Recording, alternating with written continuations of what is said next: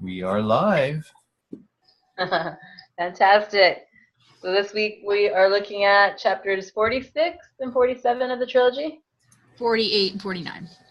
Oh, 48 and 49 of the trilogy. Yeah. Okay. And that is chapters 14 and 15 of the three-part series. Okay, so let's set the intention. We just want to come together and really hold compassionate, loving space for one another, to just be accepted, to show up and share our perspective on the material that we're going through here, in the hopes of opening up to a bigger perspective where we can all collectively come together and see the big picture, or see a bigger picture at least. So there's no judgment or criticism or putting one another down. There's only support and encouragement and lifting each other up. So do you guys want to go around and do kind of a check-in about how it went for you, your overall thoughts and feelings on the two chapters that we looked at? Yeah, I loved it. Daniel, I think before you got on the call, I was just telling Vanessa that I really enjoyed it. It was like I felt like it was light reading, and I did a lot of underlining. So I really enjoyed it. Yeah. For me, I enjoyed the second or the first chapter.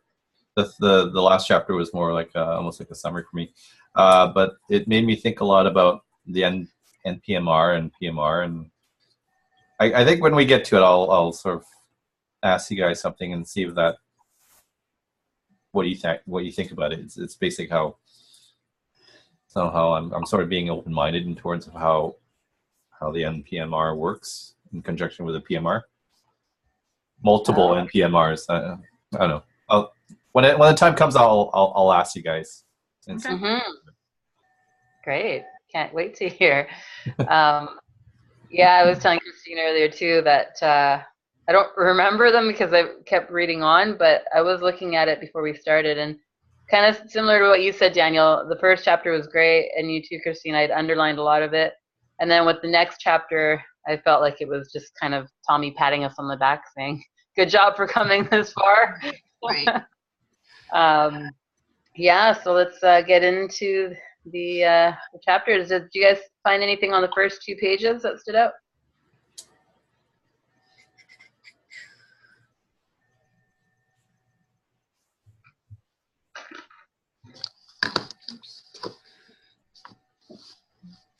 Nothing from the first page? Well, I did think that like at the very end, it was like that he starts to get into the conversation regarding the angels pulling the planets around, right? And it does make you think about like, at some point, things that we think now will be amusing to somebody else, right? And so I thought that was sort of thought-provoking. Well, yeah, exactly. It's like, why would they ever think that there were angels holding up the stars and the moons and the sun? Right. It doesn't make sense.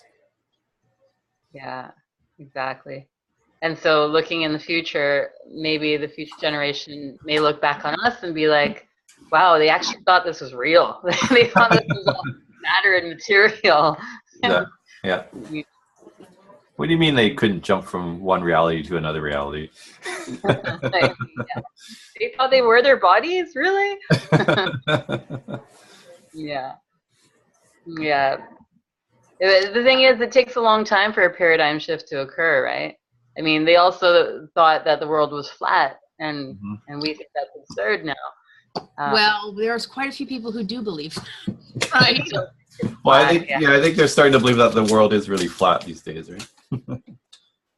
Yeah, I haven't dove into that, but I think that's just like conspiracy theories, right? It's really fueled by fear. Yeah. Yeah. Well, I think when you hear conspiracy theories, what if they are right? The flat Earth one, just I haven't looked a lot into it, but there's some people that that we probably all know that are interested in it, and it's sort of like, I don't get it at all. But I guess it does make you think, like, how would you really know, I guess? Well, because we fly around the world, we can fly around the world. You know, eventually we're going to come back. Well, what I'm like, well, what does Tom think? Right? I don't think it's what Tom thinks, it's what you think. See, I don't know, right? I feel like I'm open-minded enough to be like, well, I guess I can understand what they're saying, right? If there's some sort of conspiracy, I suppose, how would you really know, right? So because I do trust Tom's opinion, I often like check if there's something random, I'll see what his opinion is on it, you know? Mm-hmm. Well, in the book, he does talk about being in different NPMRs, and I keep saying it'd be nice to experience it, but I don't think I'm ready for it yet. Mm-hmm.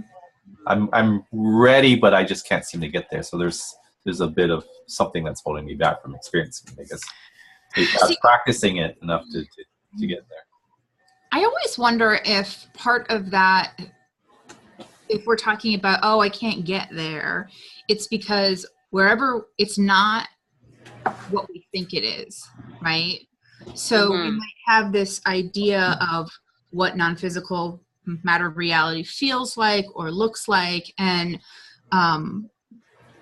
it's not like that at all. So we're like, oh, we're not there, right? Sort of along the same lines where Tom frequently doesn't really talk in specifics about what his experience is like, because then you would compare your own experiences to his, right? Yeah, exactly. We create an expectation, and it never meets that expectation, so therefore we feel like we can't do it. And that's, I remember I told you that too before, I think, when I was talking to Tom, and I'm like, yeah, I don't get out of body, man. Don't get out of body. I don't know what it is, but he was like, what are you talking about? You get out of body every day. When you're reading a book, you're out of body. You're just disconnecting from this data stream. Right. That's this reality. Right. I think it's just our perspective, right? So what he says, by reading a book, you can sort of visualize yourself being that character, right? So he's assuming that that's out of body, but with us, it's like, really leaving our body, yeah, being part of someone else, right? But right, because that's like an idea that we have. Exactly. Yeah. But I would think that, I remember you telling that story, Vanessa, about how, like when you read a book that you're out of body, and it's like, that's so simple. It's not really that complicated, right? And it's just we've had these conversations before where it's just a state of mind, right? Like it's a slight shift. It's nothing like you're flying with a silver cord, and you're off on a different planet. It's really just a slight shift in perception. Right. But the thing is that, when you're told that, you're like, that's it? You thought it would be much harder than that, right? Right. Yeah. And still there's a part of me that's like, yeah, but no, I haven't been a body. I can understand that too. Because you do hear about all these wild adventures and people going to different places, even the Robert Monroe books talk a lot more specifically about what happened to him. Yeah. And obviously that hasn't happened to any of us, No, and I don't even really enjoy hearing other people's stories about how they get out of body. I don't know, just because I do really like hearing Tom's stories. So when he does share them, I'm like, ooh. But anyway, okay, let's move on. Anything else from the first page or the second page? Wrong chapter. Let's see. Hold on. He talks about ignorance on the second page. And I was actually looking at ignorance today. My son the other day, a couple weeks ago, he asked, me and him were talking, he's 7. And I can't remember how I brought it up, but I said to him, son, Noah, it's like sometimes, have you ever heard the saying, ignorance is bliss? And Noah was like, no, what does that mean? He's 7, obviously he doesn't know. And then I went on to explain it to him. But it was just interesting to have to explain it to a 7-year-old, because you really have to know the concept yourself. So I'd be interested in hearing your take on it. What does ignorance mean to you? And how do you define ignorance? What does it mean to be ignorant? And how does it show up in your life?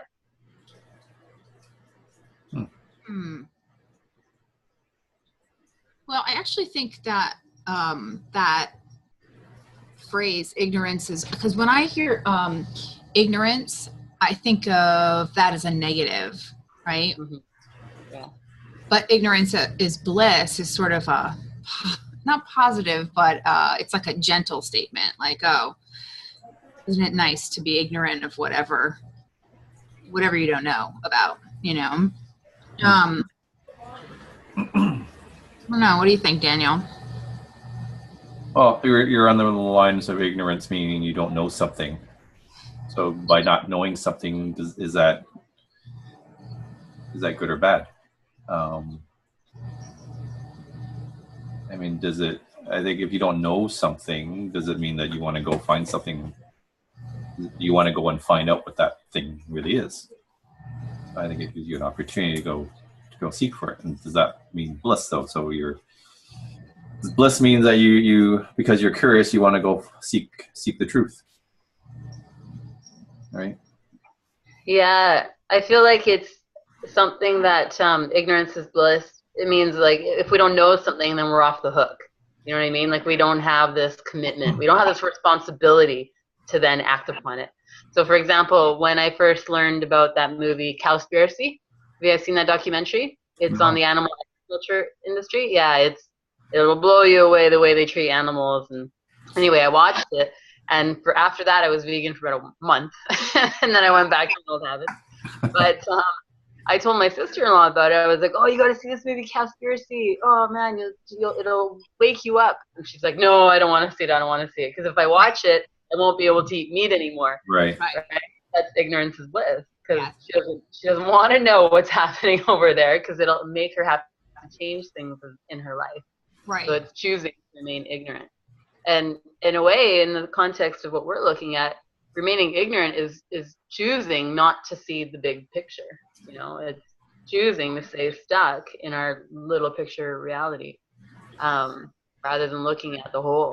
With me is ignorance. If I don't know something, that creates curiosity for me, and I'm the kind of guy that if I don't know, I want to know.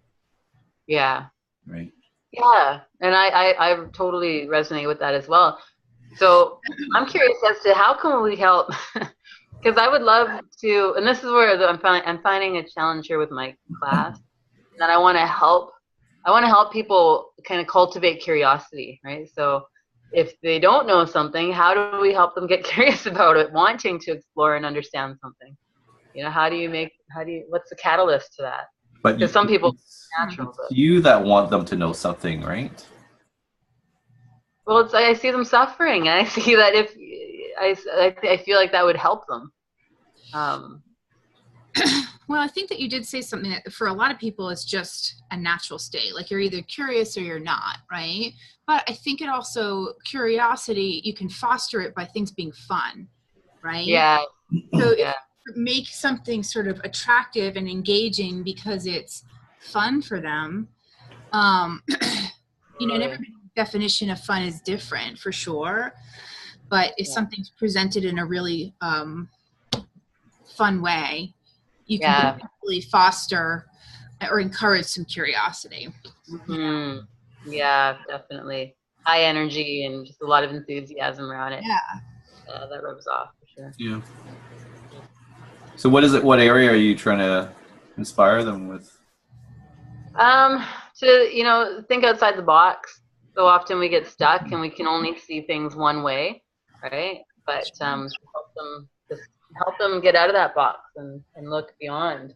So at our Conscious Connections meeting on Tuesday, it was basically on how we see things, right? It's it's our perspective, and what I did was I just showed a whole bunch of pictures. So I said, "What do you see here?" And some would see a horse, some would see a frog, some would see both, and that was an easy one. So I went a little bit harder, and you see like 6 different faces or 9 different faces, and then 12 different faces on a tree branch. And then I said, well, do it separately, and like people with the 12 faces, people would find 6, 9, 12, or 6, 9, and 11, let's say, but they couldn't find all 12. So I said, what if we collectively put our thoughts together and see if we can find all 12? and we found all 12. Right? So I thought, okay, it's awareness, right? So you can only see 10 or 9 faces, but if we collectively put our thoughts together, we create a bigger awareness. And by showing each other where all these faces are, what you see and what I don't see, we came up with all 12 faces. Like when I did that exercise, I could only find 9.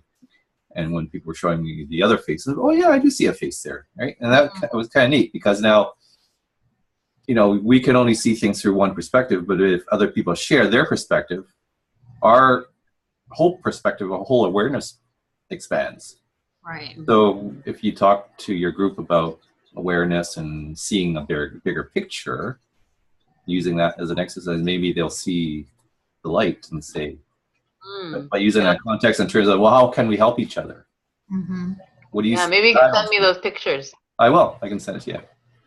Cool. Thank you, Daniel. Well, and it sounds like that's more like a collaborative sort of effort that you were doing, Daniel, which, I mean, I think that what we are doing here is a good example of that. It's like, I know for sure I couldn't get through this book on my own, you know? So, but by doing it together, you know, we've made good progress. Yeah. Well, I see your perspective and how you're interpreting this, Christine, and same with you, Vanessa. And because I'm hearing what you guys are saying, my perspective is much broader and bigger as well. Right. And it's helping me understand this book. Right. Absolutely. Yeah. I think the conversations help to understand more than just the book. Oh, yeah. Absolutely. Completely. Yeah. It gives us an opportunity to really digest it, to absorb it all, right? And that's what Tom says too. If you watch that 30-minute video on tips to read his book, he says, read it slow. Like, go through it really slowly. You can't just breeze through it. Even though earlier I was like, oh yeah, just breeze through these chapters. They're great chapters. and that's what I call bringing us to a higher state of consciousness. Because we are understanding this book a lot better. We're evolving as an IOUC, right? By understanding what he's trying to say, what he's trying to convey through our perception. But then, you know, the three of us, or you know, whoever else has been on there, they've shared their understanding of it, and it has helped us create a bigger picture for ourselves. Right. Yeah, and not just at the intellectual level, but we're bringing it down to the being. Well, I actually watched, did you see Tom posted this morning or sometime today, day 1 of the session that was after we were there, Vanessa? Oh, no, Naomi's session. Naomi went to that one. No, she did? Okay. Wait, not Nadine. I don't know who Naomi is. Naomi was, Daniel, she came to the very first MBT meeting that you were at in David's place. It's part of our Friday MBT. Naomi. She's Asian. Wears glasses. Yep. Yeah, so she was there at that one. She wears glasses. She's from Burnaby, I think. Yeah, that's right. Yeah. Yep. So he was talking, you know, and I think it's a very, you know, that each day is sort of similar to like what we went through, but it was kind of cool to hear what him talking about, sort of being the immersive, how you would do 12 hours. We're basically doing like 12 hours of immersive activities. And I've talked about how I feel like the fact that we're doing this, it's like every couple of days you're either reading the material or thinking about it or in the book club for a long period of time, like months, right? And you guys have been doing it way longer than I've been doing it, right? But it's, for me, the only way to really understand it and to like slowly see how the material and the conversation applies to real life, you know? Yeah. Because I don't think, for me, I couldn't possibly just read this in like, you know, a week or 2 weeks, like a regular book. I couldn't read it in a couple weeks. No, you know? I think we hold each other accountable. Yeah. We say that, oh, we're going to read up to page whatever, or read up to chapter thing, whatever it is. That's why I'm like, let's read less, right? I'm like, I don't want to let you down. Yeah. We definitely hold each other accountable. It's like taking the immersive experience on the road with us, and well, into our daily lives now, rather than just going away for 6 days and then that's it. Now we're actually living it. We're, you know, we have something to take away with us, where we are still absorbed in material. Mm-hmm. Right. And I think it's, I know that Tom talks a lot about meditation, and I'm doing more meditation. I'm getting more out of that as well. I think on Monday or Tuesday, I was meditating for like 2.5 hours. Whoa. In 5 or 10-minute increments. It was like a really awesome experience. That is awesome. Using your shades? Yeah, using my the Muse thing, which is this thing here. Right? Your robot shades? Yeah. Well, they're not shades. You put them on your forehead like this, and then it reads the alpha waves from your brain, and I thought it was like a mask thing. No, and it teaches you how to meditate, and you can get to this really calm state. What's it called again? Muse, M-U-S-E. Muse. Yeah. Yeah. And Okay. I remember waking up at 4:30 in the morning and meditating for 2.5 hours, and I thought, this is kind of weird, but I really enjoyed it. That's very cool. Yeah.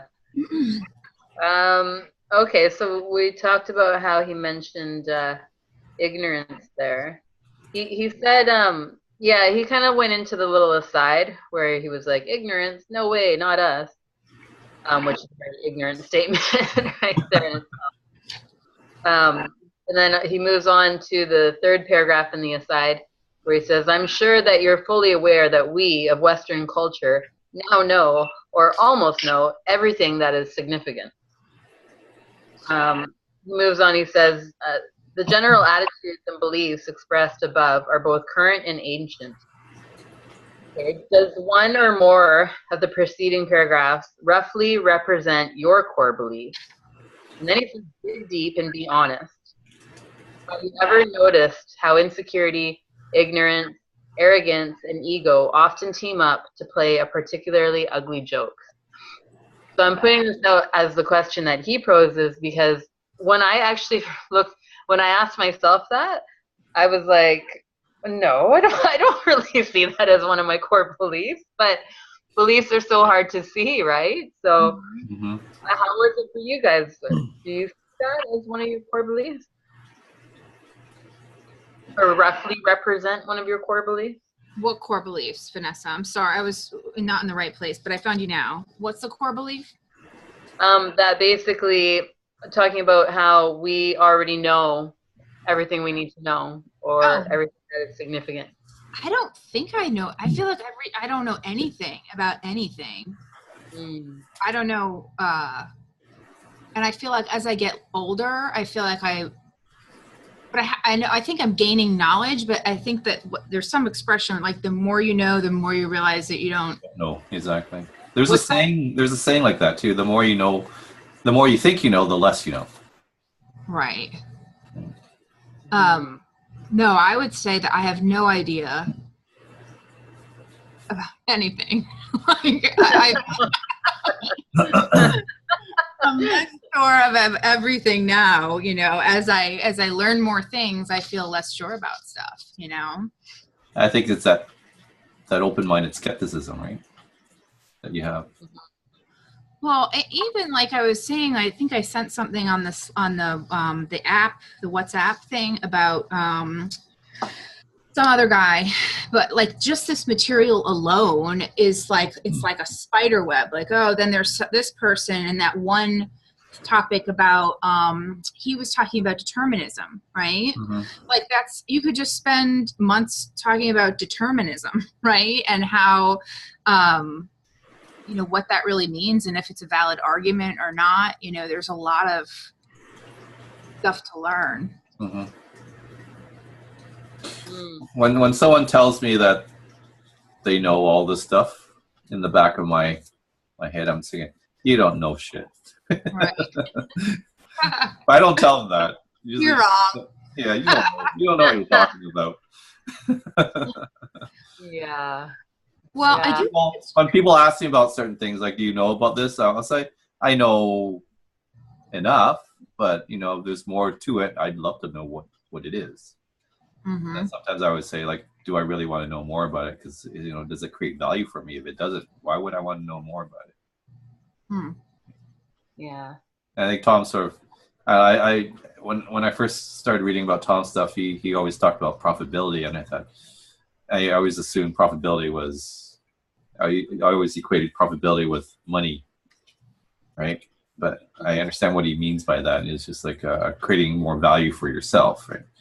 So that's the way I look at it now as well. Like if I don't know about something, do I really want to know about it so that I can gain profitability for myself, more awareness for myself? And how does that help me in the future? Mm-hmm. If there's no value, then I said, yeah, no, I'm not interested. Mm-hmm. And that's helped me out, this year in terms of learning stuff that I really want to learn versus just being curious. What's wrong with that though? I think you've mentioned before that you're like too curious. I'm very curious. Like I like learning about everything, right? But I don't have time to learn about everything. Right. Yeah. So I'm very picky now in terms of what I want to learn, what I want to be curious about. Mm-hmm. And I always look at that profitability. I always ask myself, is this profitable for me? Or is there value for me in this? If there's nothing, then I said, hey, I'm done with that. I'm over it. At first, it was really tough because of my ego, perhaps, right? Mm. And then you sort of let go of things, and I said, okay, it's not so bad. Like if I do learn about it, when am I going to apply it? Probably never. So why learn about it?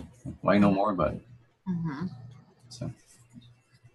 Yeah, that's where I'm at. I really want to get into the whole application of learning these concepts and then applying them and actually being different, not just thinking differently about concepts and having them, mull over in my head. But I really want to live them. Mm-hmm. I think it's so hard. That came up in conversation today. It's a great first step to be aware, right, of what.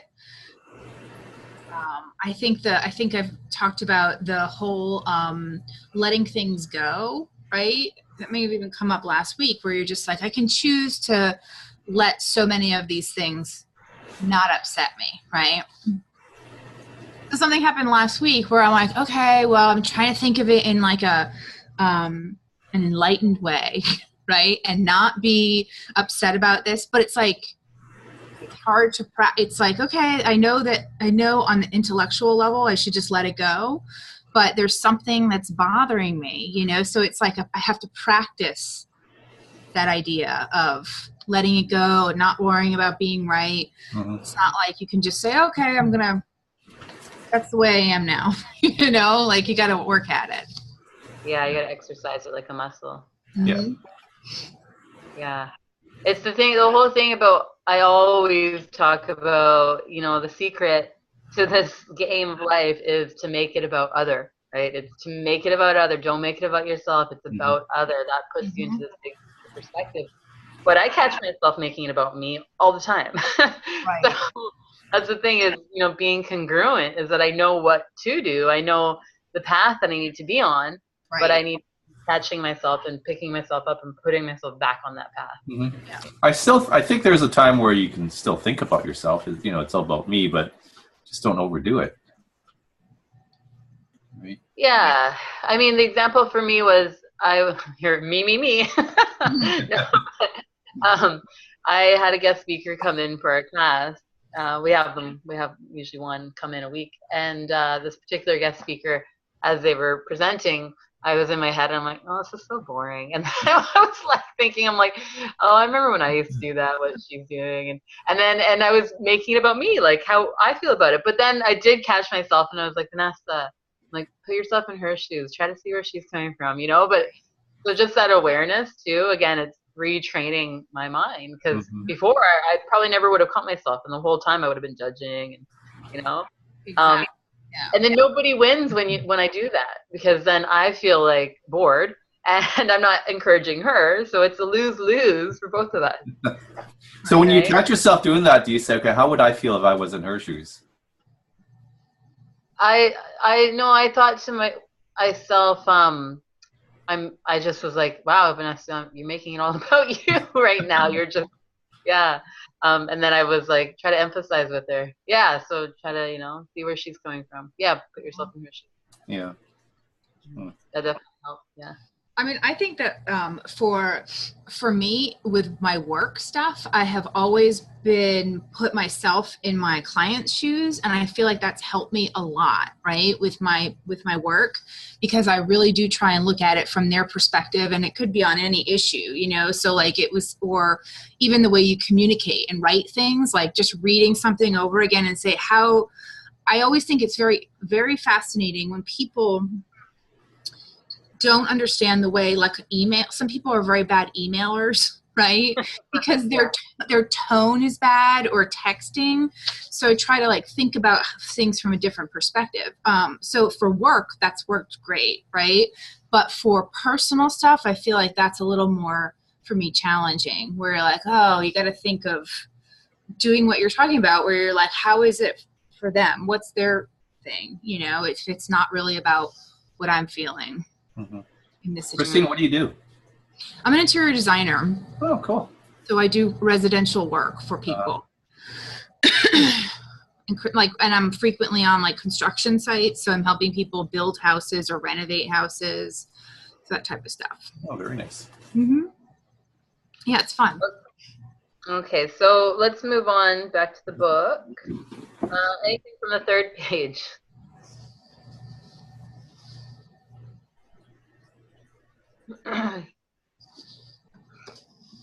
In the top there, he continues to talk about ignorance, and he says the easiest and most effective explanation of all is to simply deny that conflicting data exists. So that's to kind of just put your head in the sand, right? Mm-hmm. Because humans have used to deal with our ignorance and reduce our fear of the unknown. Oh, that's a standard device that we use to deal with our ignorance, is just to ignore it, ignore conflicting evidence or conflicting data. Mm-hmm. Mm-hmm. He says they make us feel more in control, and they provide us with the means of controlling others. He says here, concocting comfortable solutions that maintain the integrity of our belief system is always more acceptable to most of us than admitting our ignorance. Yeah. Well, why do you think that is? Why do you think it's hard for us to admit our ignorance?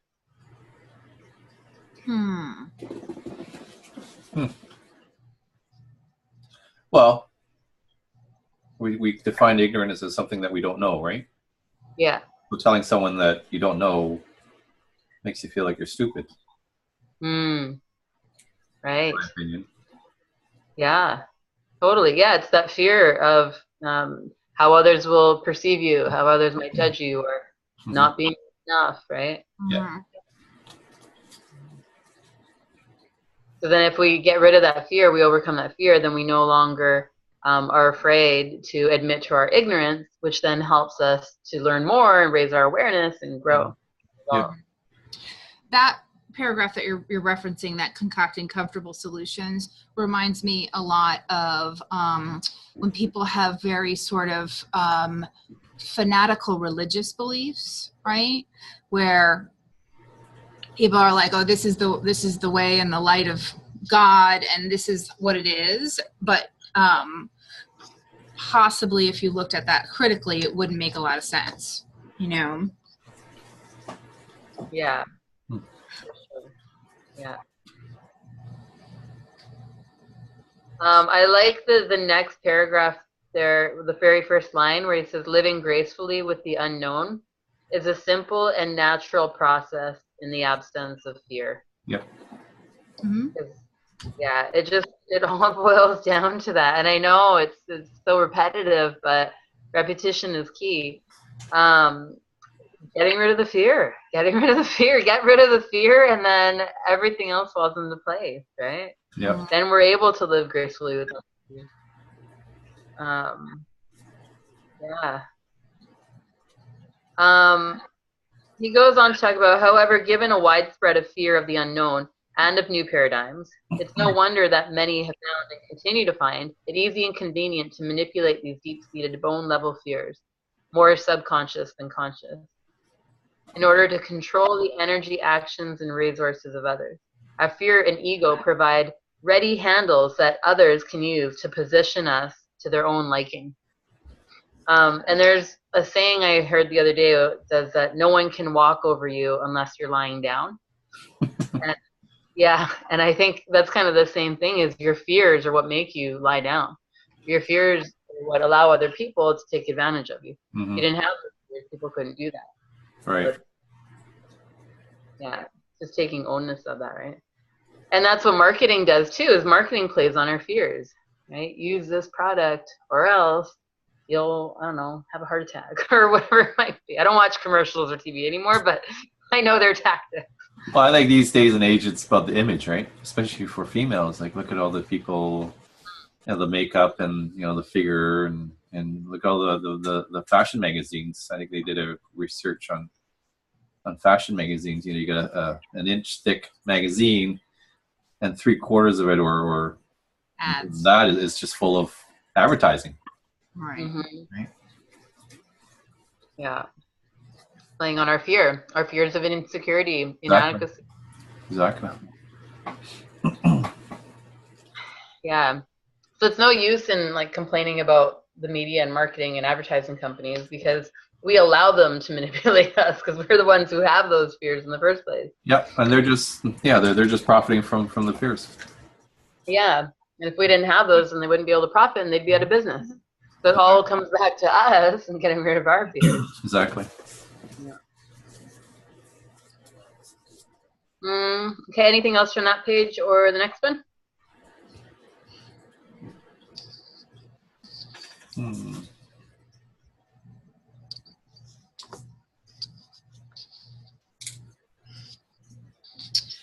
At the last, so I'm on page 467 at the bottom, the very last sentence, it says, however, so he says, generally these experiences lead nowhere and are not particularly important in PMR. However, they often serve as a catalyst to pry open a mind far enough for it to glimpse a larger reality or light a fire of inquisitiveness, and to be immensely valuable to an individual ready to take the next step. So he was talking about psi experiences and how that can potentially be a catalyst for exploration. And I thought that seemed kind of, for me, that certainly was true. That, I had a couple unusual experiences, and then I was interested in these types of materials. So I think it's a good explanation if you just think of what he calls psi experiences as an opportunity to generate curiosity. Mm-hmm. I like that explanation. Yeah, well, that's good. He's mentioning that it's about the PMR effect, right? Is like generally these experiences lead nowhere and are not particularly important in the PMR. Mm-hmm. He's saying that in the MPMR, that's where it really lives. And we're seeing things from the PMR reality, and it may not make sense to us right now, but in the future it will. Is that what he's trying to say?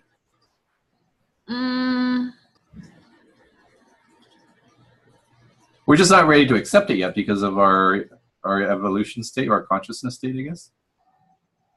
Well, I think he's just saying, like, if you have an out-of-body experience or a lucid dream, then what that does is it kind of pries your mind open to, oh, there must be more out there. What's this reality all about? Gives you a glimpse into a bigger picture. Right. But in our PMR reality, we may look at it as, how can that be true? That doesn't make sense. Right, and we can justify it and be like, no, and then like he was saying, we can ignore that data, right, and just say, no, I must have been imagining it. Yeah. But that's, or it's way too out there. How can that be really true? Right. Mm-hmm. When in fact it can be, but we're just not ready to accept it yet, or what have you. Exactly. Okay. So for the next page, anything there? On the third paragraph where he's talking about the evidence would only be valid evidence to them. You see that? Okay, so like the halfway down in that paragraph, he says, the path of knowledge is not for the easily influenced and impressionable, the intellectually timid, the fearful, or the insecure. People with these traits will tend to remain uncertain and confused and are easy prey for New Age charlatans, as well as well-intentioned but unknowingly ignorant. A warrior's strong mind, focused intent, and fearless attitude combined with a scientist's patient probing, high analytical standards, and fundamental inquisitiveness is required for optimal results. You know, I really liked that because I feel like in conversation, the path of knowledge is sort of like the black sheep of the three paths, right? And I really liked what he said because it's like, well, it's an equally as important and valid path as everyone else. So I liked what he had to say there. Yeah. Mm-hmm. Yeah, I did too. It's definitely an equally valid path, and that on your search for big truth, it's harder though. It's harder. Yeah. It's harder because it's like you're fighting with your intellect to try to understand it, to try to get it. Whereas when you're in service, that can be really joyful when you're serving other, you feel connected.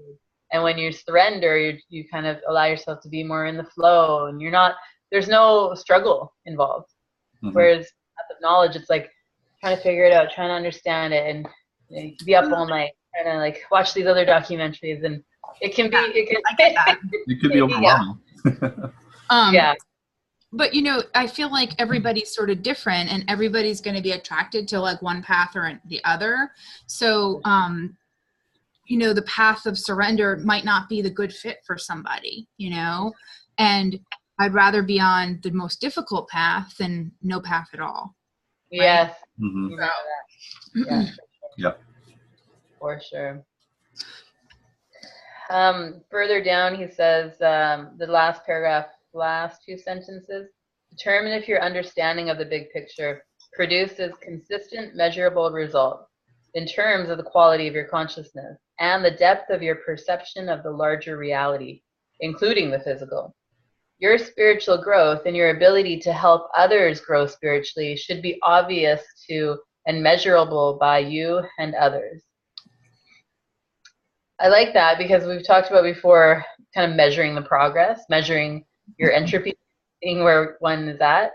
And he's basically saying, like, you'll know. If you're growing, you'll know, and so will those around you. Right. In the next paragraph, the last sentence, he says, a highly evolved individual sticks out from the crowd, like an elephant in a pea patch. These individuals are beloved and held in highest esteem by all who meet them. They have a gentle and highly effective power, which is fearless. Mm-hmm. Yeah, so it's obvious to tell when someone is evolved or not. He did, I don't know where he says it, but maybe it's later. He says, but sometimes it's kind of, it takes one to know one in a sense too. Mm-hmm. You know, not everybody can recognize somebody as being evolved with their kind of low quality consciousness. Mm-hmm. I got a question here. He always talks about us having or being having low entropy, but is there a measurement of entropy? Of disorder of order? 1 pound.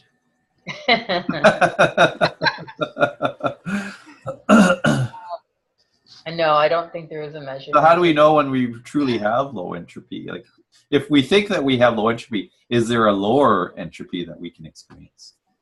Mm-hmm. Yeah, it always keeps lowering. You never get to one state and that's it, right? It's always lowering, or evolving. Right.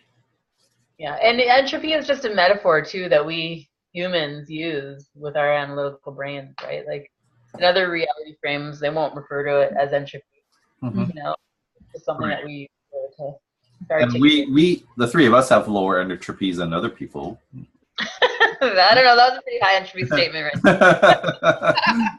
But you know, how low can we go? I don't know. How low can we go?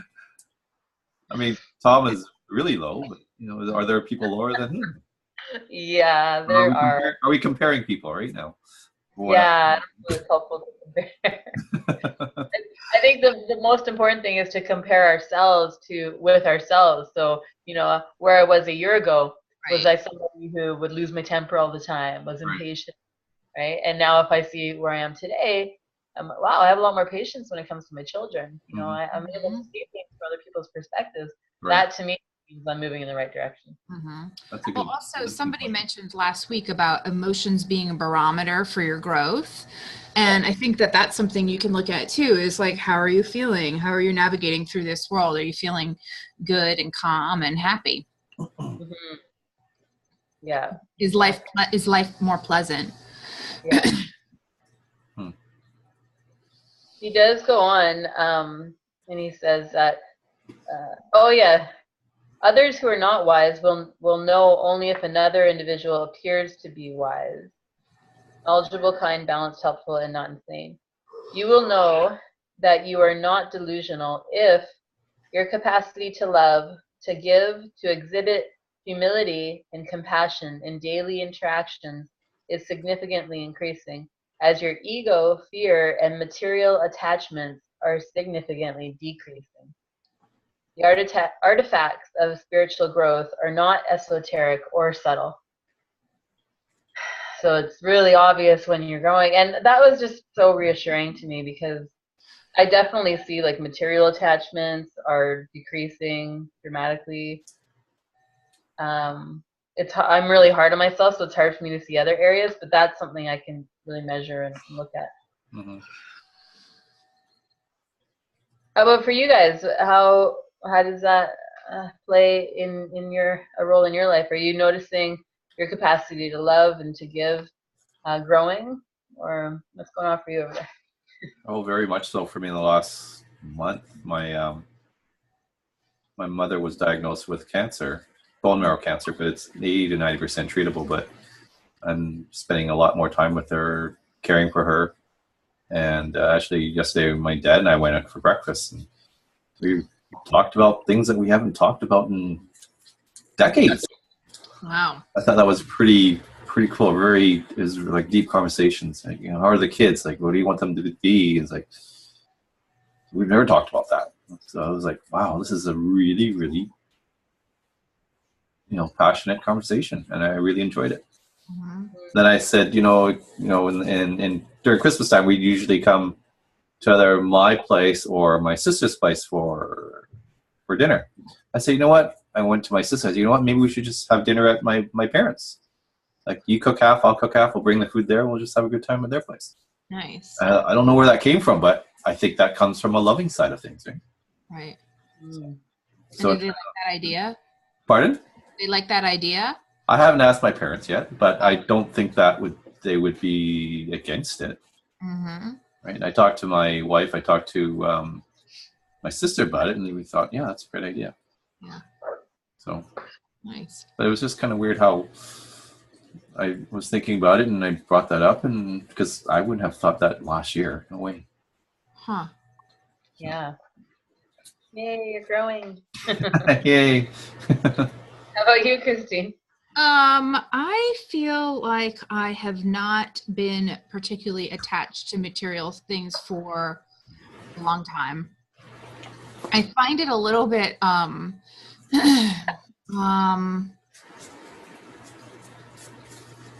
so I would like to, in where I live it's a little expensive, right? So a goal of mine has been to buy a house, right? But as I'm reading, I feel like I'm like it's like oddly not negative, but I'm like not super motivated to do it. I'm like, oh, this is fine. Like, is that a good thing to like not have goals? I don't know. Yeah. It's interesting, eh? Yeah. Goals pertain to like status or? No, I mean, well, I think like a home is sort of an interesting, especially for me, considering what I do for a living. But even not having like a space of your own, I think is really important, and it's not about status at all. It's about feeling connected to a place and feeling like a sense of ownership. a sense of ownership and committed to a place, as Oh. opposed to like, you know, you could just like up and go easily, you know, right now. But I look at it the other way around. Like I have a home here. yeah, Times I thought it'd be nice to just get up and go wherever you want. sure. Yeah. Like if the grass is always bills, utilities, cutting grass, whatever it is, right? right. If I want to go to China right now, I can just say, okay, I'm on the next plane trip to China. Right. So. That's true. That's interesting. Yeah. What about you, Vanessa?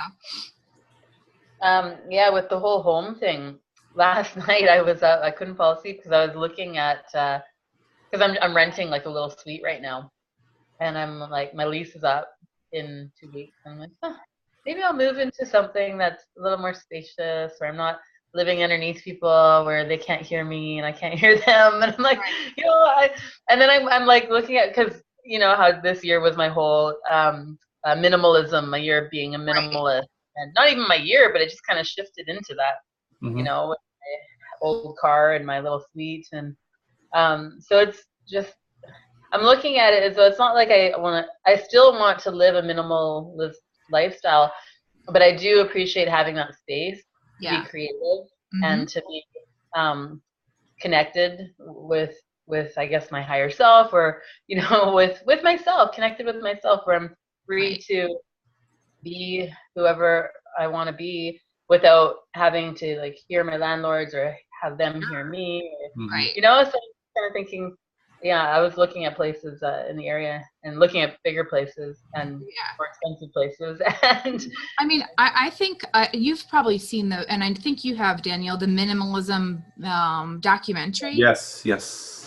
So I think that's a really cool idea. I love the whole concept, but I feel like at some point it's not, there's one part where they have this kitchen and it's like a family of 4 and there's nothing on the counter, right? Like it looks like a model home, right?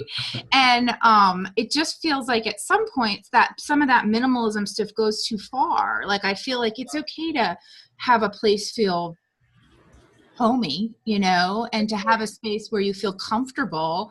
I think the idea of like basing your sense of self on the stuff that you have is different than trying to just get rid of everything. Do you know what I mean?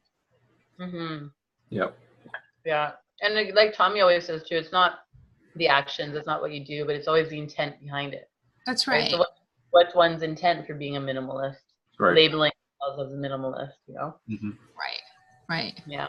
And I think mostly it's probably very good things, you know, like very good intent for most people to do that.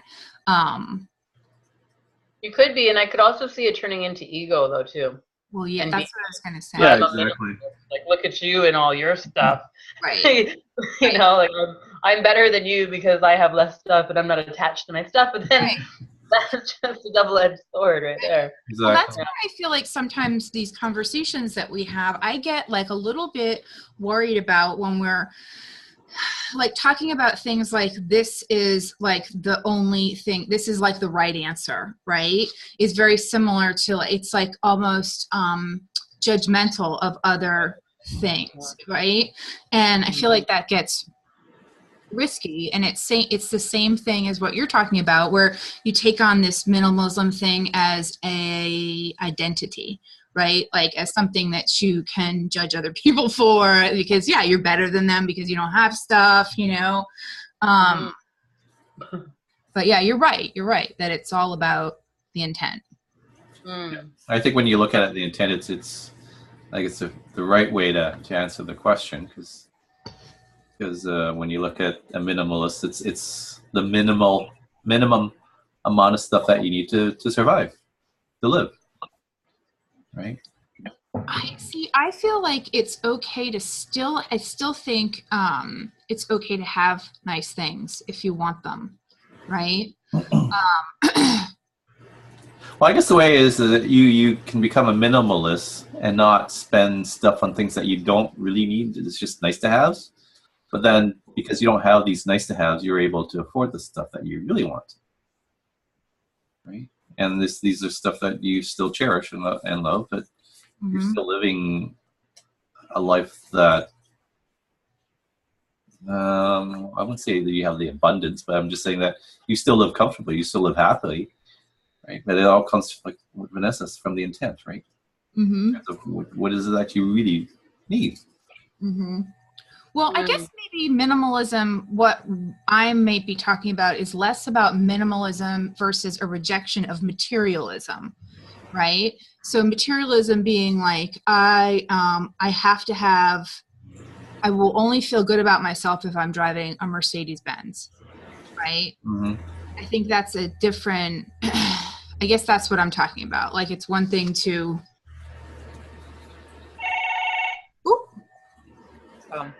it's the B&B. I thought you said it's Tom. I was like, that's weird. He's calling. Tom's calling. Well, what's interesting too, I think I told you guys before, is that when one of my friends, she told me she's been to Tom's and she said that, Tom, he collects like crystals. And I was like, oh, really? Like, yeah, like crystals and gems and stones and stuff. He's got like a whole showcase of them. I'm like, Tommy does? And so when we were at TMI, I asked him, I'm like, so Mercedes told me that you collect these gems. I'm like, what's that all about? Right. And I'm like, why do you collect them? He's like, because I like them. Right. So it's okay to have things if we're attracted, if we're drawn to them. Right. It's just as long as we're not attached, as long as it doesn't identify who we are. Right. Yes. I'm sure he uses that to help create more meaning. It helps him relax, perhaps. So there's value in it for him, right? He just said, I like them. He said, I think they're beautiful. Right. Yeah. And then we were sitting with another lady, I forget her name, who was the masseuse, one of the masseuses. And she's like, yeah, I think they are beautiful too, aesthetically. She's like, but I don't collect them because of the energy or anything. Tom's like, no, me neither.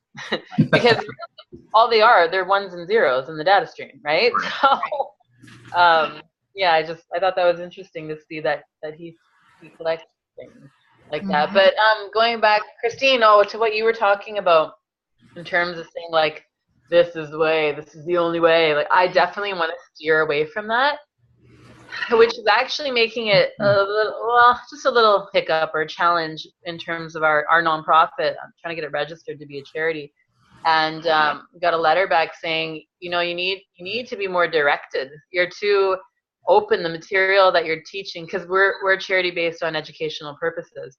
You're like, but like, what are you teaching exactly? But the thing is, I don't want to preach this. I don't want to teach this. I want the whole idea is we're holding a space for people to come and learn about their own ideas, discover their own creativity, what's their truth. I don't want to tell them what to believe. So, yeah. That is challenging. It is, yeah. I'm going to hire a lawyer because I'm like, I'll just let the professionals deal with it. In a way that makes sense. Yeah, exactly. So, anyway, we totally digress, guys, and I think we're like running out of time here, less than an hour, and we're on page 4. Normal. That's normal. Yeah, that's normal. Yeah, and because there's like 3 of us, I was like, oh, well, let's be fine. Okay, so we're at the bottom of what I have as 469, right? Yeah. Okay.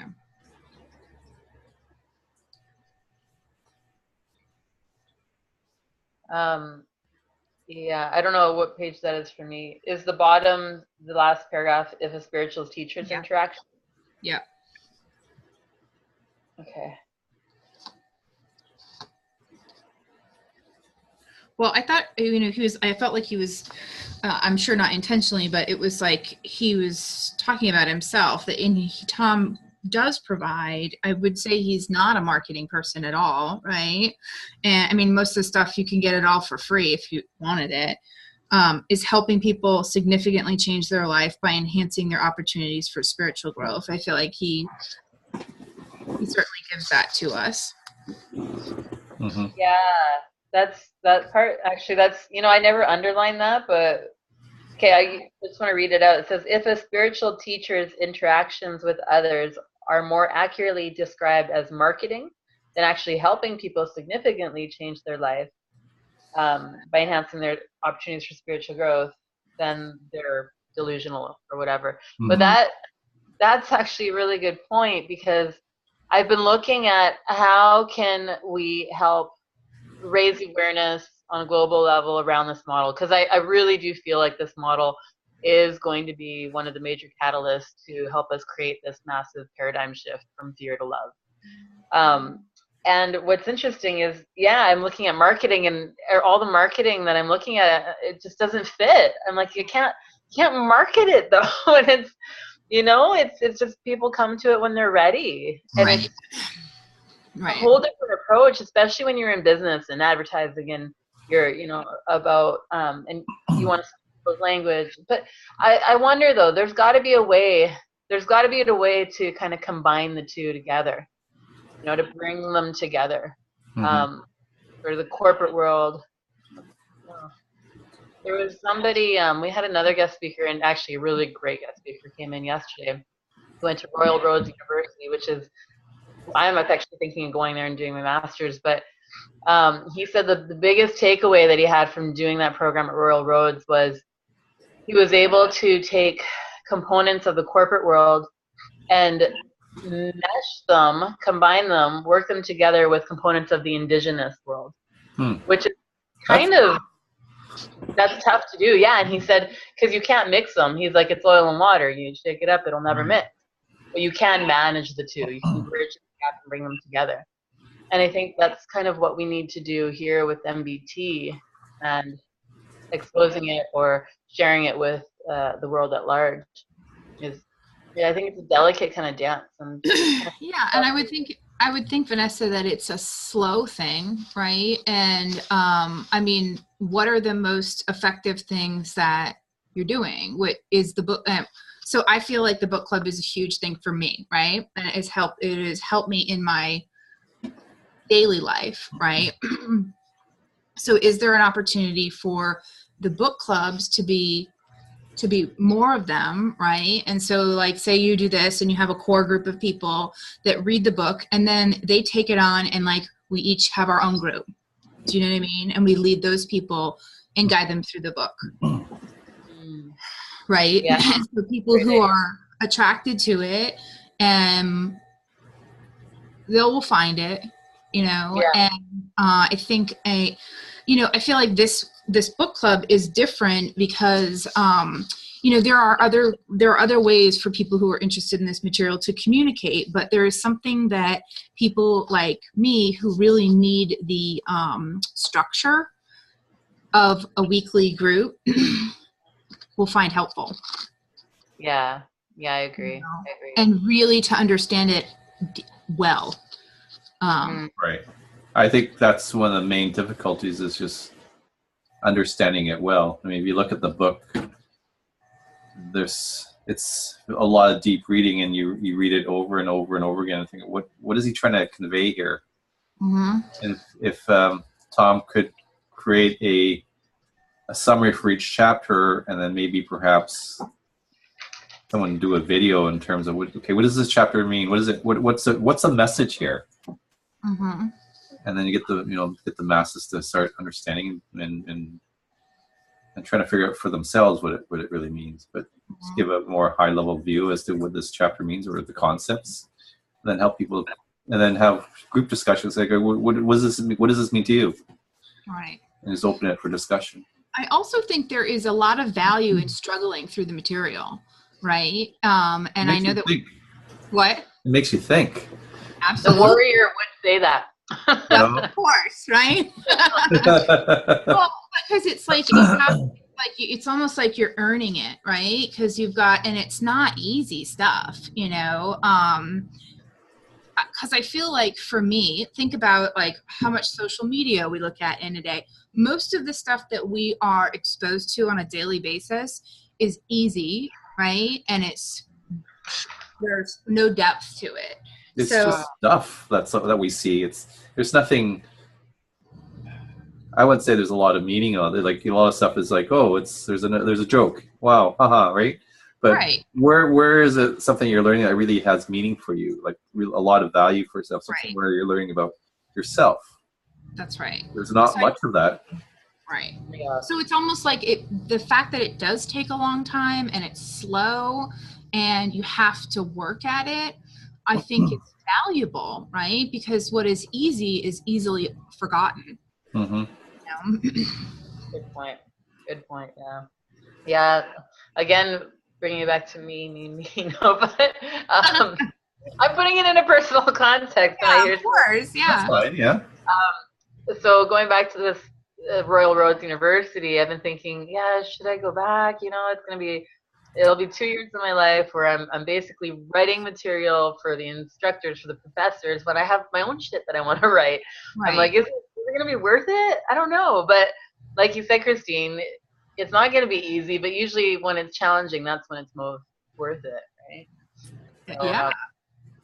There's a quote that one of my, where I used to work, the owner said, if you work on the hard stuff, life becomes easy. You work on the stuff, if you work on the easy stuff, life becomes hard. Yeah.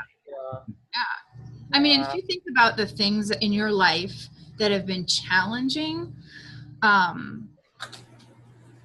think you learn the most from those things, right? And you find them, you appreciate them. You know, situations that you've gone through that are either difficult or stuff that's been challenging.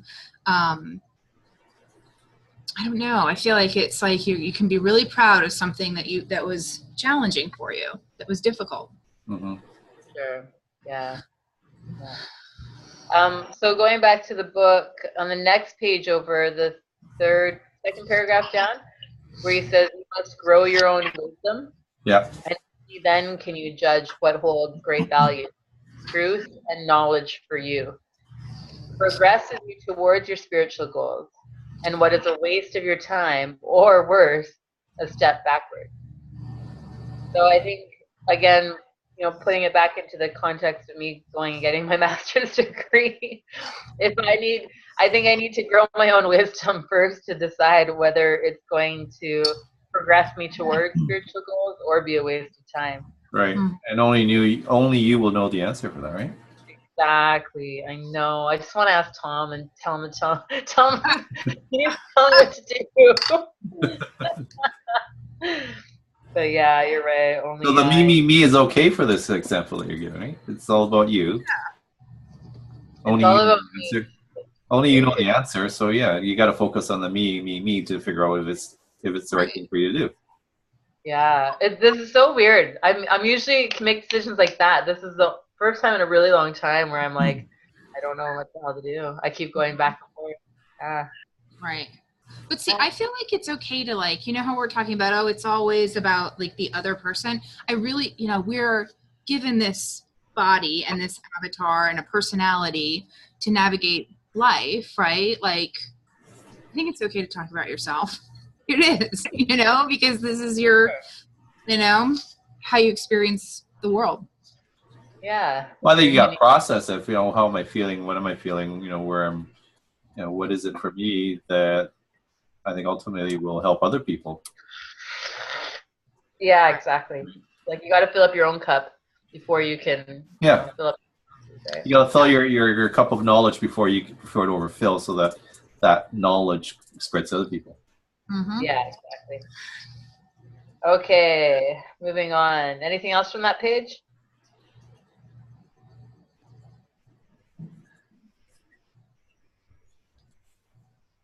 The very last paragraph where he says, big truth is not something that someone else can make you understand, even if they show you paranormal events all day long. You can learn facts about it from others, and you can choose to believe it or not. However, to have real knowledge, to use that knowledge as a catalyst for the evolution of your being, to improve the quality and decrease your entropy, requires you to get involved and gain your knowledge through your experience, experimentation, and spiritual growth. There's no easier way. So that's kind of what we were just saying. Is like, yeah, it is. It's all about your journey here. Yeah. You got to taste that pudding, right? Taste the pudding. Moving on to the next page. that paragraph at the top there, he talks about the path of knowledge, and he says that it is the dropping of the ego and the material attachment that produces the high signal to noise ratios required for being sentient at NPMR. Okay, there I was a little bit confused, but then he says you have to see chapter 4, book 3. So I guess he's giving us a little preview. Yep. I'm really excited to learn more about that. I think you too, Daniel, because we Yep. want to navigate an NPMR for sure. Yes. But he goes on. He says spiritual knowledge and paranormal ability do not have to occur together. Making that connection depends on your intent, focus, and interest. But on the path of knowledge, they often are intertwined. On the path of service and surrender, paranormal abilities may or may not be encountered. Spiritual knowledge and paranormal ability are not opposite sides of the same coin, but rather mutually supportive and strongly related activities. Paranormal ability is an available byproduct of the path of knowledge that you can choose to ignore. So again, that was reassuring for me because I'm not really, at first I was interested in out of body, and that's what led me to Tommy. But now that I see the model and I'm learning how to grow my quality of consciousness and become more loving and compassionate, that to me holds so much more value than going out of body or remote viewing or any other paranormal thing. So maybe I just found maybe the out of body is like the marketing material for spiritual, right? Yeah. It's just like what gets people engaged, right? And but it's not. It's just like the fluff on the outside that gets people interested in the material, in the subjects, right? And spiritual growth. Mm-hmm. That's a really good point. Yeah, reel them in with the paranormal, right? Well, it's very flashy and exciting. Mm-hmm. Yeah, it's sexy. People want that. People want to go out of body. They want a remote view. Of course, yeah. That's how we'll market the Vancouver event. There you Daniel. go. Yeah, is telling them like we're gonna do, remote viewing exercises, and you're gonna learn how to, heal with your mind and all these things. So Mm-hmm. And Tom's he's the founder. He helped start the Neural Institute because he did do all these things. Yeah. I mean, so much more than just that about evolving the quality of consciousness. But this is kind of it's what attracts people. Like you said, it's the marketing, and then that brings them in, and then it opens them up to a whole new world, a whole new level of understanding. Right. Right. Good point. Okay, anything else from that page? No. Nope, not for me. No. And the next page?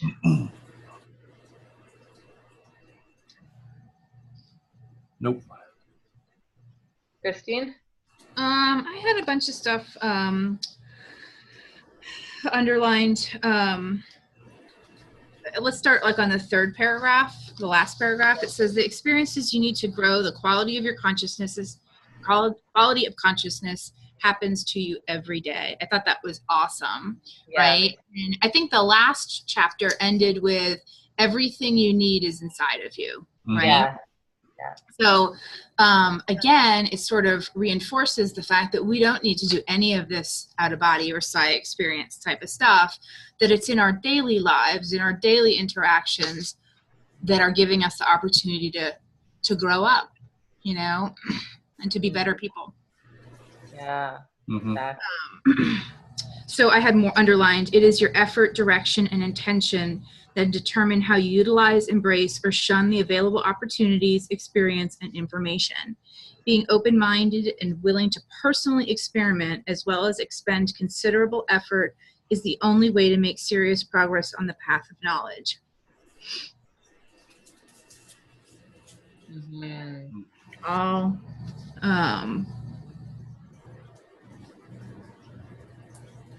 and the very last sentence, everybody can do it, but not everybody will do it.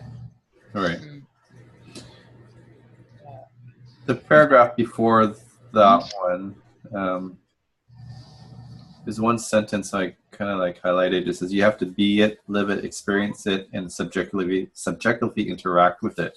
Mm-hmm. I made a note here. I was thinking, okay, so the PMR, he calls it the playground, right? Mm-hmm. Yeah. So does it mean that the PMR is a playground school where we gain theory or ideas, concepts, whatever you want to call it? And do we go to the NPMR to test it out because there's less rules there? No. No.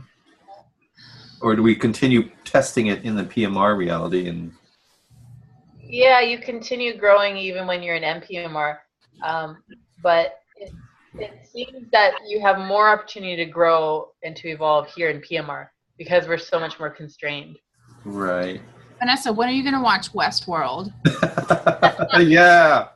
That's such a cool series. You got to watch it because I feel like it's so, like what you're talking about right now, there's a direct parallel, right? Because it's a virtual reality, essentially, right? But it's also kind of like the guy that thinks it's a game, Daniel? Mm-hmm. The Man in Black. Yeah. I feel like what Tom talks about, that helps me understand this because it's like it is a theme park. PMR is a theme park, yep. right? Just like Westworld or Disney World or whatever, and you're there to play and to grow. Right. Through the game. Yep. Right, and I can't remember who was it, but he was creating a new reality, right? Who? What's the guy's name? The founder of. Yeah. He was looking at creating a new reality. That's when the board was about to shut him down or what have you. Right. But he's still taking people from that PMR and putting them into the other PMR. But that was all through the NPMR. Right? You're still in the NPM. Like everyone goes back to the NPMR, but then they get reassigned into another PMR. Well, I feel like if, like that metaphor, it's like, so we don't really know. And Vanessa, if you watch it, one thing you don't know is you actually do not know where this park is. Like you don't know if it's on the moon, in outer space. You don't know if it's in the ocean. They don't really tell you that. But wherever the real people, the quote unquote real people are from, that to me is like NPMR, right? It's the greater reality. And those different parks that they have are like our PMRs. Mm-hmm. Or our PMR. Okay. Right? Yeah. Okay. So Daniel, what was your question then? You in the beginning of this, you said you had a question around. Well, yeah, in the beginning. So here's my thought about it. So right now we are on the same PMR level, right? We're all talking. We see each other. Yeah. However, if we go to the NPMR, it's a wider rule set, right? There's less constraints, like you said. Now, what if there was? Can I just stop for a second, sorry? Because I think that this happens a lot when we're trying to understand our reality. Is that we see like, okay, we're here, right? We're all here in this reality, but we're actually not. Like we're not. Nobody's here, and this isn't actually a reality. What's happening is we're all consciousness. So I like to visualize it as like this kind of ball of light, right? It's like this is my consciousness, and then there's Daniel's ball of light, your consciousness there, and then I see like a data stream coming to my ball of light, coming to my consciousness, and then I'm interpreting that data stream and I'm processing it as this reality here. Right. Yeah. Okay. So I think this still will apply. So we're in this current PMR, and still there is an NPMR that we exist in. Now, what if, and there's multiple NPMRs, right? Mm-hmm. Okay. So what if this other NPMR, which creates a PMR, but what if can these two PMRs exist together as well? Say that again. So we are in a PMR which is created from an NPMR. What if there's another NPMR which creates another PMR, and what if these two different PMRs, can coexist together? Can that be possible? No, because it's two different data streams. So you could coexist there together if you're parallel processing in each PMR. Right. Right. you could do that, but it's not like they would collide. They could never collide because they're separate. But you could exist in both, which is what Tom does. Right. A lot. Somehow I was thinking, being open-minded and everything like that, being creative. Yeah. I was thinking, okay, what if we had using religion is a bad thing to do, but say, we have the Western culture, then we've got, say, the Middle East culture. They're in their own PMR, their own NPMR reality, but we're coexisting together on this planet called Earth. Oh, I see what you're saying. So there's a union of the NPMRs, right? We can jump back. There's a union of the NPMRs, like so NPMR Western culture, NPMR Middle East culture. Okay, just throwing out. Okay, here you go. Yeah. There's a union there, and we're able to jump back and forth to these different cultures, and through that we can coexist in the same PMR, but they've got a different rule set. We've got a different rule set. I'm thinking way here. I don't know. It's Daniel's toe. That's good. You should play around with it.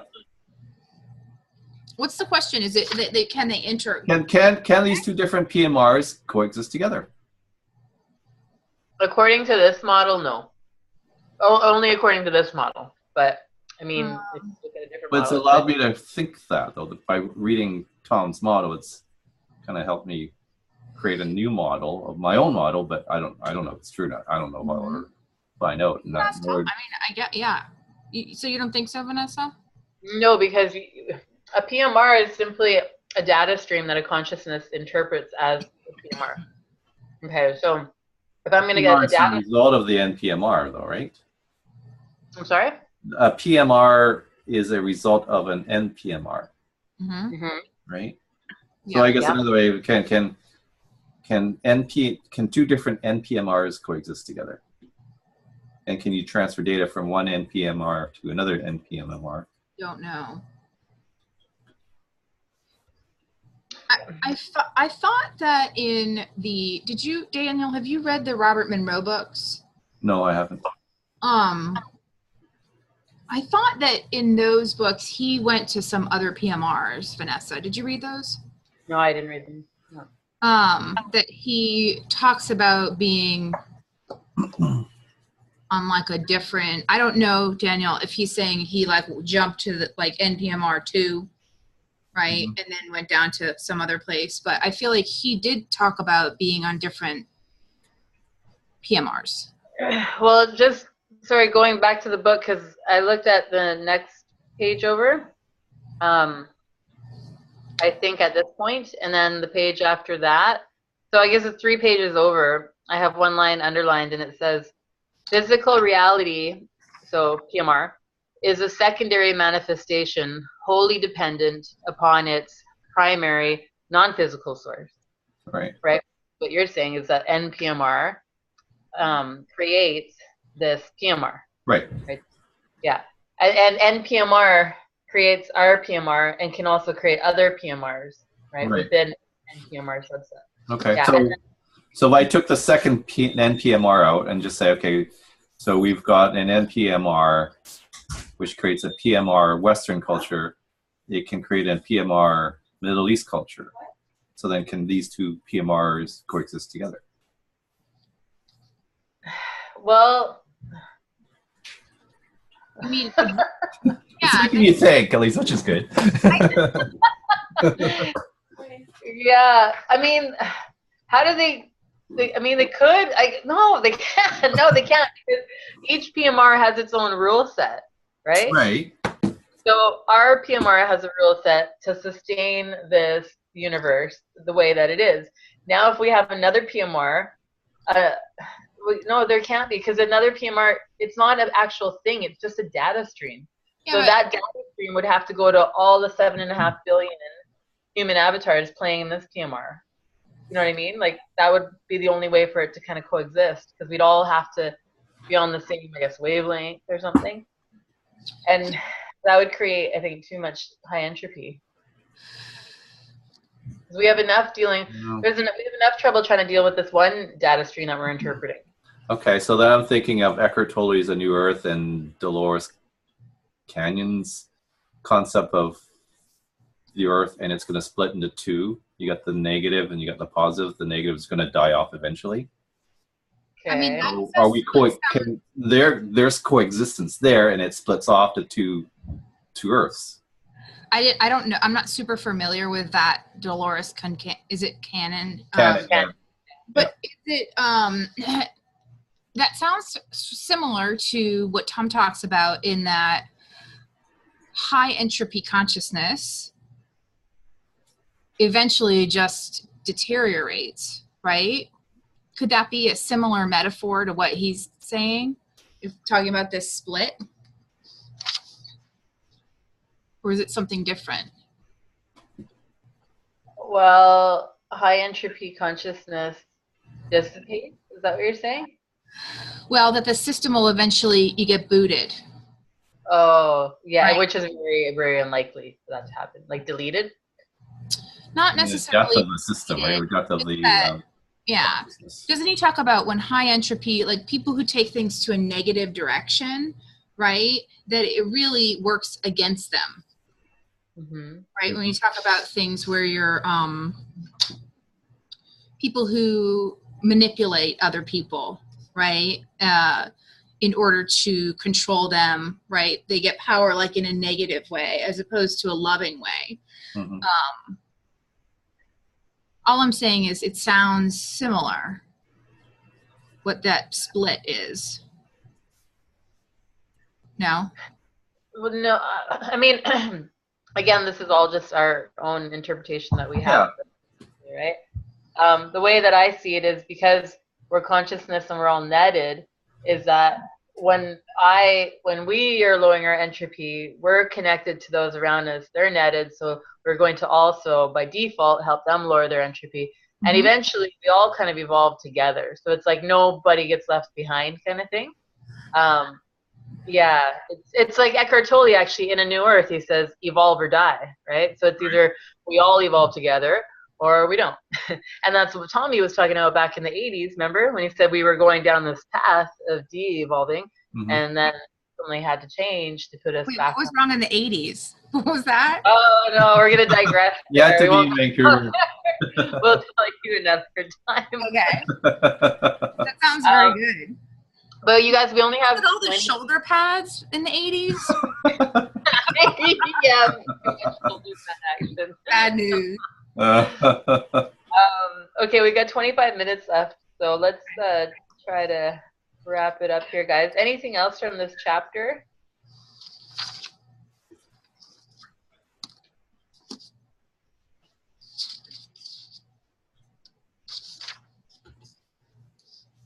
I don't know what page it is for you guys, but it starts with, let's see, fully gaining the broader perspective of a low entropy consciousness within NPMR makes understanding and optimizing the experience of PMR almost trivial. To such a consciousness, do you guys see where that is? It's 226 for me, the top of 226. I think you're at 476. What does the paragraph start with? It's on the right side. Sorry? Yeah. The very top, it starts with, within NPMR makes understanding.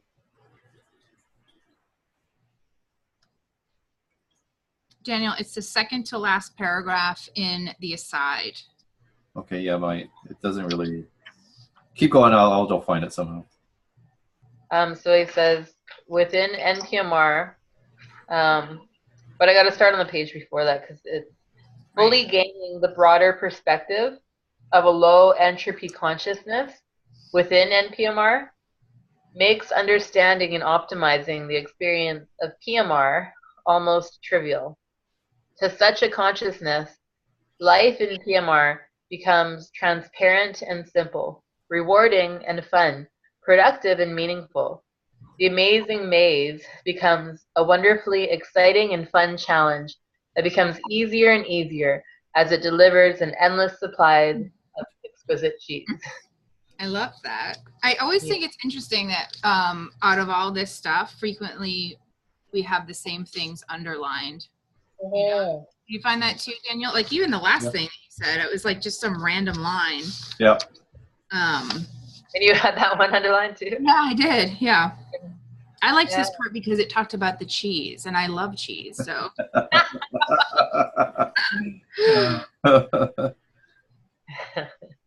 But no, I liked that. I thought that was. Yeah, it's like life doesn't have to be so difficult and arduous and hard. You know, life doesn't have to be hard. And when we grow up and we improve the quality of our consciousness, it just becomes fun. Right. And all these, you know, what seem to be big challenges just actually become fun challenges that we get to overcome. Yeah, just everything changes. Well, you know how he frequently mentions things like decision space? Yeah. Right? How, like, when you evolve the quality of your consciousness, you have a lot more choices, you know? And I don't know, kind of like what you're saying, Daniel, where you're like, I could just up and go to China. I could do whatever I want, you know? And you kind of realize, like, oh, you have plenty of options. You know, you're not really stuck doing like what you're doing now, you know? You can do whatever you want. Right. Exactly. Sometimes I think that, like, if I go out during the day and I'm like, people are like at a restaurant, it's like interesting to think about what, like, other people do different things during a daytime, you know, and you can choose to do that. It's not a very good metaphor, but do you know what I mean? Like, you have a lot of options to. I think we have lots of choices in the world. It's just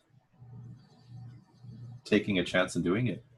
Yeah. You may feel uncomfortable doing it, but I think that's where fear lives, is like, okay, you don't want to, fear doesn't want you to go and experience all this stuff, but when you actually do it, it's not so bad.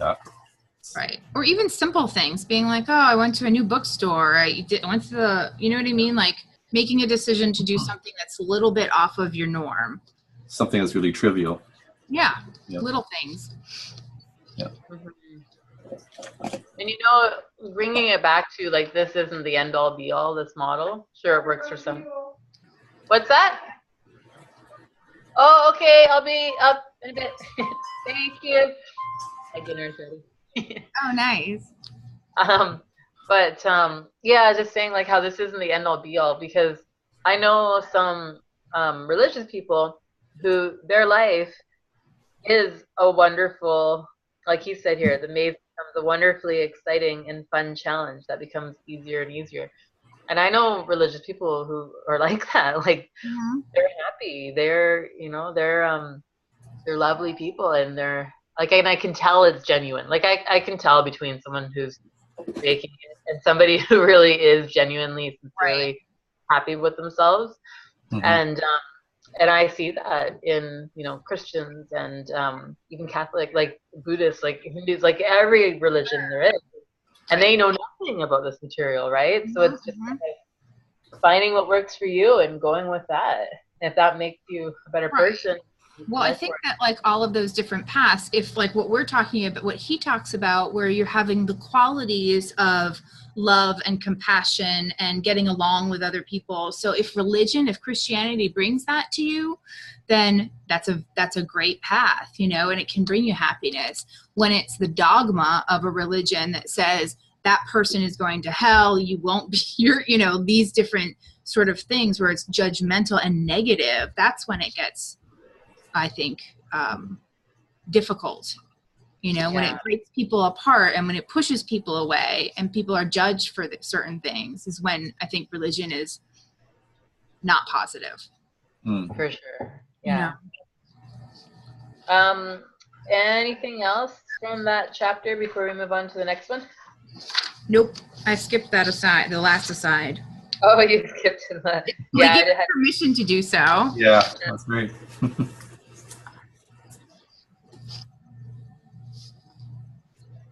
I had one other line underlined. Before he went into the side, in the page before that, he's talking about building new concepts. There's no other construction method. He says you must combine a creative synthesis of old ideas with inspired intuition to find a new paradigm. I don't see that. It's on, so where we looked at the exquisite cheese. Oh, yes. Yeah, Okay. then, yeah, it's not the next paragraph, but the one after that. It starts, in order to build new concepts, there is no other construction methodology except stretching existing concepts and metaphors beyond their current use, beyond their common applicability. Mm-hmm. That is why transcending paradigms is exceptionally difficult. You must, by definition, start with inadequate conceptual tools for the job and somehow develop the necessary perspective that necessarily lies beyond simple linear extrapolation. And then this is the part I had underlined where he says, you must combine a creative synthesis of old ideas with inspired intuition to find a new paradigm, which is nothing less than a new, more complete, more functional, bigger picture of reality, Mm-hmm. a more profitable organization of the available data. And that's like Einstein too. He said, something along the lines of knowledge is, imagination is everything, right? Mm-hmm. And that to me sounds like that's inspired intuition and using your imagination, Mm-hmm. Oftentimes I think too, when we're trying to, have these out of body experiences or whatever, Tommy always said, because I'm actually going to deliver a MBT experiential over the next 6 weeks in Vancouver. And Tom said it's cool for me to use his material. So I've been looking at it, and every time he sits down with us to explain the exercise for the day, he always says, don't be afraid to use your imagination. Use your imagination, right? Right. Because we're always so concerned about, well, it's not real, I just made that up. But imagination holds the key to other realities, other new information that we would never let in before, because we write it off as, oh, just my imagination. Yeah. Right. I think it was Nikola Tesla. He said in the future we would have this device where we could talk, send pictures and messages over the air. Right? Your cell phone. Yeah. Smartphone, right? Mm-hmm. But imagine him telling people, when was he, in the 30s or 40s or whatever it was, like, if him telling people that, like, people would look at it and go, what, are you crazy? Right. But he was very imaginative, very creative, and look what we have now. Right. Mm-hmm. Yeah. So even Daniel, with you saying, like, maybe two PMRs can come together. Maybe that's using your imagination. That's good. That's to be encouraged, right? We should ask Tom that question, see if it's possible. He'll say no. But you can ask him on a Christmas dinner. Yeah, I might just do that. He'll say no. That also brings it back to, like, how we think that we don't experience NPR or out-of-body states, but it may just not be what we think it is, right? Yeah. So if our imagination may be something much more powerful and a doorway into NPMR, right? We can see you, but we can't hear you, Vanessa. But I like this. I like this talk about imagination. It's inspiring me to want to use my imagination more. And yeah, not so much like the analytical, trying to get knowledge and like read books, but to trust my own intuition, which I think imagination is the doorway into intuition, right? Mm-hmm. Mm-hmm. Seeing outside of the box. Yeah. Kind of like wondering and being curious and letting that imagination kind of drift in whatever direction it takes one. Yep. Mm-hmm. Yeah, I like it. Yeah. Okay, so that's the end of that chapter. On to Postlude Hail. Huh? Postlude Hail? Postlude Hail. Like what? Postlude Hail. Postlude Hail. Okay. Hardy readers, thou art a stout, figuratively only, and sturdy. What does it mean by that? I laughed out loud when he wrote that. Stout means, I think, short and little, right? Yeah. It was funny. Anything from the Speaking first? at a British or Irish pub or something, I don't know. Oh yeah. Anything from the first chapter or the first page? Mm-mm. I didn't really underline in everything other than the last paragraph on the second page about the gold stars. Yeah, I only underlined one paragraph, and I was like, I don't know, where is it?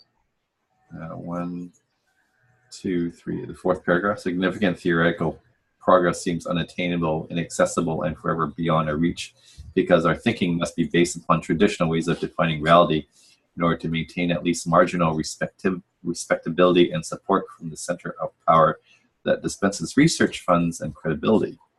Failure is assured by the requirement to use a proper, rational, and scientific exploration and analysis process, which is, at its root, based upon a dogmatic belief that all reality must be physical.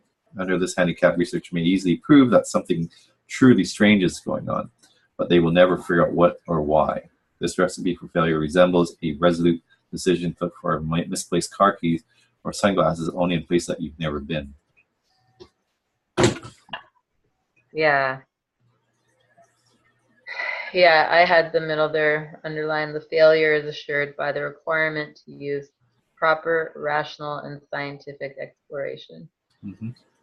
Yeah, and again, it's based on the dogmatic belief that all reality must be physical. Yeah. That is just dogma, right? Mm-hmm. It's scientific dogma. Yeah.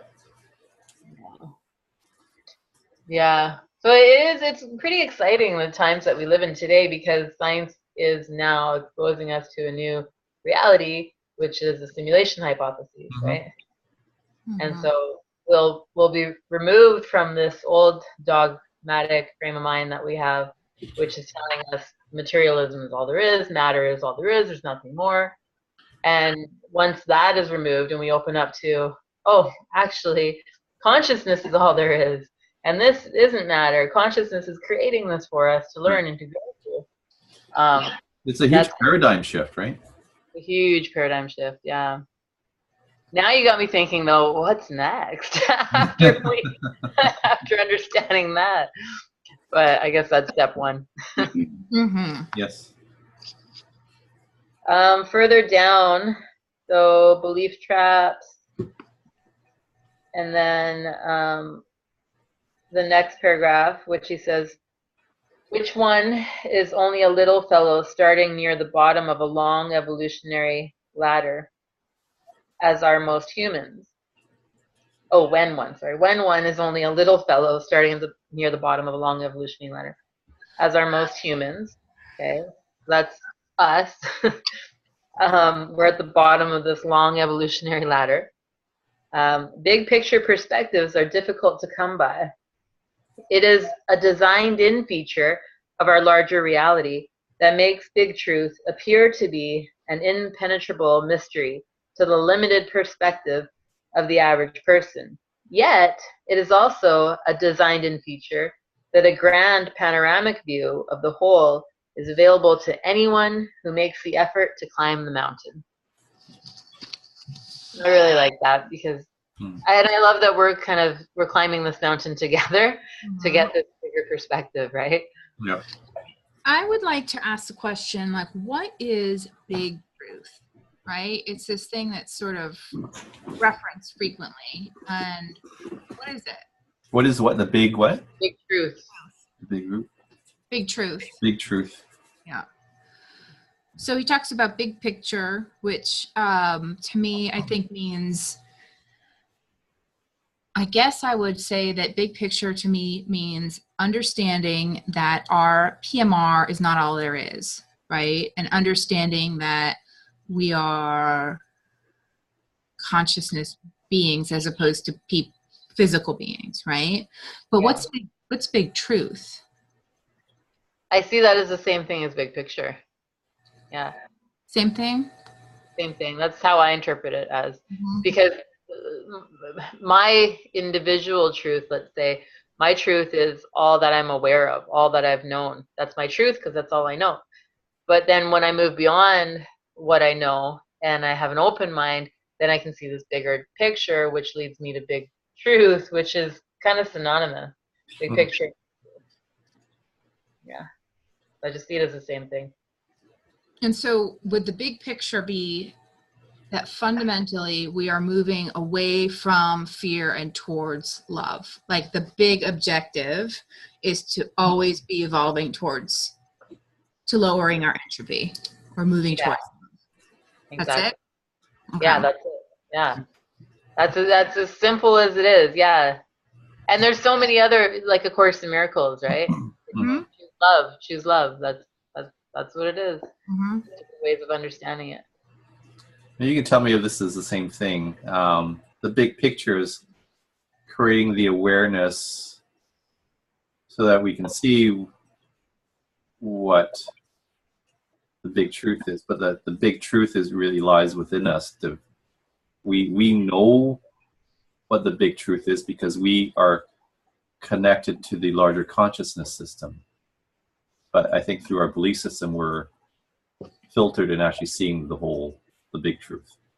And it's being aware of the situation, growing, creating a lower entropy, creating a higher state of consciousness. Well, that will allow us to see the big truth. Mm-hmm. Mm-hmm. Yeah. Yeah, because we are connected to the larger consciousness system. We are part of the larger consciousness system, right? So we can tune into that big truth. We can tune into it, but there are so many filters in front of us that hold us back from seeing the big truth. Mm-hmm. Yeah, and those are just our fears. Yes. Mm-hmm. Keep us from seeing the big truth. Yeah. Mm-hmm. Yeah. Yeah, I think that's it. Hey guys, there's. Yep. We did it. Yay. Section 3 done. That's right. Yeah. Moving on to section 4. Okay, so close her on out with a closing circle, final thoughts, feelings, insight. I thought it was great. Thank you both. Really good conversation, and really enjoyable material. I think that we earned it, right? There was last week was fine. I think the week prior it was like, oh my God, it was so hard. Yes. But this was great. Really enjoyable. Thank you both. Yeah, thank you. I really liked the first chapter that we looked at. It made me think about it a lot and just being a lot more imaginative and seeing, the MPMR and PMR realities and seeing if they can coexist. I thought, to me, that was kind of a neat aha. I don't know if it's true or not, but this chapter helped me allow to see that if it is available or it's possible, but so it kind of helped me step out of my, what's the right word to use, sort of be more open-minded, skeptical, and seeing things that may or may not be true. But if it's true, cool. If not, cool as well. But it allowed me to see things in a different perspective. Nice. Yeah. Yeah, I'm interested to see you ask Tom that question. I'm curious to hear what his response will be. Yeah, no, I'm going to ask him that. Good. I really enjoyed this. I was looking forward to it being just a small group so that we could share more and get our ideas and our questions kind of outside of our head and put it out and ask one another. So it was really great. My biggest takeaway was the whole imagination piece. Use my imagination more. Yeah, it's been a recurring theme, is wanting to be more creative, and imagination is the doorway into creativity, right? So I'm excited to see what creativity I can tap into this weekend. Thank you guys. Look forward to next week. So next Tuesday, I guess we're meeting, right? Yep, Tuesday. Tuesday at, did we say 3? Tuesday at 3? Oh yeah, because you have a call at 5. Yes. Okay. And 5 chapters, 30 pages. Wow. 5 chapters. I don't think they're that long. Less than 30 pages for those 5 chapters. Yeah. Yeah. Short. Okay. Well, Awesome. enjoy. We'll All see you right, guys. guys. Yeah. Have a good rest of the week. Thank you. You too. Bye. See you guys. Bye. Bye.